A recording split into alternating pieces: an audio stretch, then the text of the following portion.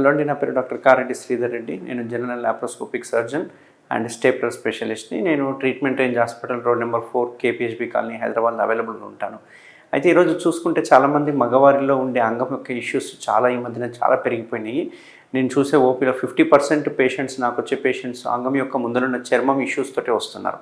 అసలు ఏంటి ఈ అంగం ముందరున్న చర్మం ఇష్యూస్ ఏంటి, దీనివల్ల ఎటువంటి కష్టాలు ఉంటాయి, ఎటువంటి నష్టాలు ఉంటాయి, ఏ టైంలో సర్జరీ చేయించుకోవాలని ఈరోజు మనం డిస్కస్ చేద్దాము. సో మామూలుగా అంగం ముందున్న చర్మం ఏదైతే ఉందో అది ఫ్రీగా మూవ్ అవుతూ ఉండాలి, వెనక్కి ముందుకి ఫ్రీగా మూవ్ అవుతుండాలి. కానీ కొందరికి ఏమవుతుందంటే అది ఫ్రీగా మూవ్ అవ్వదు, చాలా టఫ్గా మూవ్ అవుతుంది, కొందరికి హార్డ్గా మూవ్ అవుతుంది, కొందరికి పెయిన్ఫుల్గా మూవ్ అవుతుంది, కొందరికి అసలుకే మూవ్ కాదు. ఇట్లాంటి ప్రాబ్లమ్స్ని మనము ఫైమోసిస్ అంటామన్నట్టు. అంటే ఫైమోసిస్ అంటే ఏంటి అంటే అంగం ముందరున్న చర్మం ఏదైతే ఫ్రీగా మూవ్ కావాల్సిన చర్మం ఏదైతే ఉందో అది మూవ్ కాదు, అది స్ట్రక్ అయిపోతుంది, ముందరనే స్ట్రక్ అయిపోతుంది, వెనక్కి రాదు. ఇట్లాంటి దాన్ని మనం ఫైమోసిస్ అంటాం. ఇట్లా ఫైమోసిస్ ఉన్న వాళ్ళకి ఆ చర్మం యొక్క ముందరున్న ఎలాస్టిసిటీ భాగం ఏదైతే ఉందో, అంటే మామూలుగా ముందరున్న చర్మం ఎలాస్టిక్గా ఉంటుంది, మనం ఎంత వెనక్కి అంటే అంత సాగుతూ ఉంటుంది. బట్ కొందరికి ఎలాస్టిసిటీ పోతుంది, అది మేబీ చిన్నప్పటి నుంచి ఉండొచ్చు, లేకపోతే యంగేజ్ స్టార్ట్ అయిన తర్వాత రావచ్చు, లేకపోతే కొందరికి డయాబెటీస్ వల్ల ఉండొచ్చు, కొందరికి కొన్ని రకాల స్కిన్ అలర్జీ వల్ల, స్కిన్ ఇన్ఫెక్షన్ వల్ల, సోరియాసిస్ వల్ల ఉండొచ్చు అన్నట్టు. సో వీళ్ళకి ఏమవుతుందంటే ముందరున్న ఎలాస్టిసిటీ ఏదైతే ఉందో ఆ ఎలాస్టిసిటీ పోతుంది. ఎలాస్టిసిటీ పోవడం వల్ల వెనక్కి రాదు, స్ట్రక్ అయిపోతుంది, ముందరనే స్ట్రక్ అయిపోతుంది. కొందరికి మూత్రం పోసుకుంటప్పుడు ఉబ్బిపోతుంది కూడా, ముందరున్న చర్మం అంతా ఉబ్బిపోయి మెల్లగా చుక్క చుక్క కారడము. ఇట్లాంటి వాళ్ళకు రికరెంట్ యూరిన్ ట్రాక్ట్ ఇన్ఫెక్షన్స్ వచ్చే అవకాశాలు కూడా ఉంటాయి, మూత్రనాళ ఇన్ఫెక్షన్స్ వచ్చే అవకాశాలు ఉంటాయి, మూత్రం మంట రావచ్చు, కొందరికి ఇచ్చింగ్ రావచ్చు, కొందరికి ఫౌల్ స్మెల్ డిశ్చార్జ్ రావచ్చు, కొందరికి అక్కడ మూత్రం పోసుకున్న తర్వాత చుక్క చుక్క కారుతూ ఉండొచ్చు, కొందరికి మూత్రం మిగిలిపోతుండొచ్చు. ఇట్లాంటి లక్షణాలన్నీ మనం చూస్తూ ఉంటాం అన్నట్టు. సో ఇట్లాంటి వాళ్ళకి ఏం చేయాలి? ఇది మందులతో తగ్గే రోగం కాదు, ఎందుకంటే ఫైమోసిస్ అనేది ఒక చర్మం యొక్క క్వాలిటీ పోవడం వల్ల వెనక్కి రావట్లేదు. దీనికి మందులు ఎటువంటి మందులు పనిచేయవు, దీనికి శస్త్రచికిత్స చేసుకోవాలి, అంటే సర్జరీ చేయించుకోవాలి. ఎట్లాంటి సర్జరీస్ అవైలబుల్ ఉన్నాయి మన ట్రీట్మెంట్ రేంజ్ హాస్పిటల్ మిగతా హాస్పిటల్తో పోలిస్తే? ఎందుకు ఈ శస్త్రచికిత్సలో మనము అత్యాధునిక చికిత్స ఏదైతే మనం ఇంట్రొడ్యూస్ చేస్తామో అది ఎందుకు ఫేమస్ అయ్యింది, ఎందుకు మనము దీనికి సర్జరీకి స్టేప్లర్ అనేది వాడుతున్నాం అనేది వాళ్ళు మనం తెలుసుకుందాం. సో చాలామంది బయట హాస్పిటల్స్ ఏం చేస్తుంటారంటే దీనికి కన్వెన్షనల్ మెథడ్ ఓపెన్ టెక్నిక్ చేస్తుంటారు. ఈ ఓపెన్ టెక్నిక్లో ఏంటి అంటే ఆ మందులను చర్మాన్ని కట్ చేసేసి కుట్లేయడం జరుగుతుంది.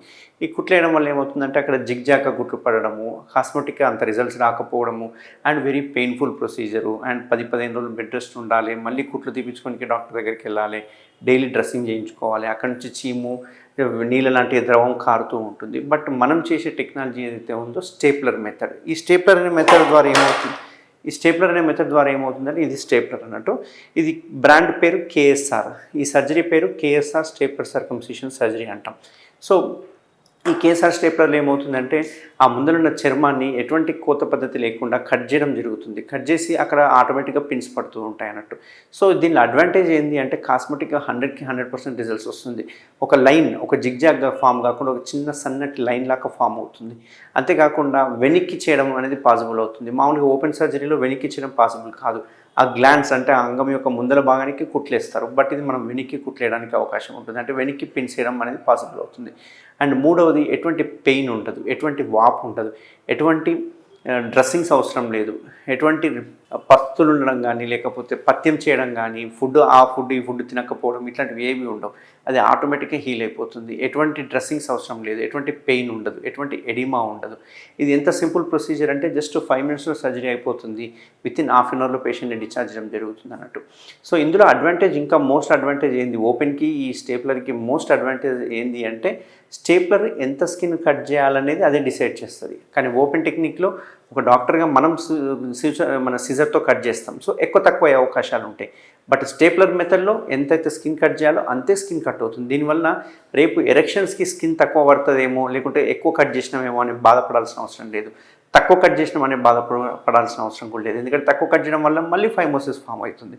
బట్ స్టేప్లర్లో ఎంత కావాలనో అంత ప్రిసైజ్గా, ఎంత ముందే మనం గ్రహించుకొని ఎంత చర్మం తీయాలో అంతే చర్మం తీయడానికి పాసిబుల్ అవుతుంది. అండ్ ఇంకోటి మోస్ట్ ఇంపార్టెంట్ ఏంటంటే ఈ stapler single use stapler, disposable, దీనివల్ల ఎటువంటి infections Rao.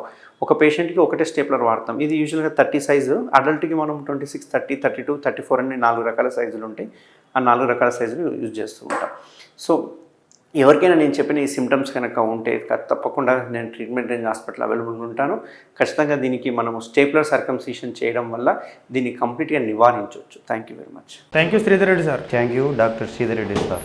Thank you Sridhar Reddy sir. Thank you Sridhar Reddy sir. Thank you Sridhar Reddy sir. Thank you Sridhar Reddy sir. Thank you Sridhar Reddy sir. Thank you Sridhar Reddy sir. Thank you Sridhar Reddy sir. Thank you Sridhar Reddy sir.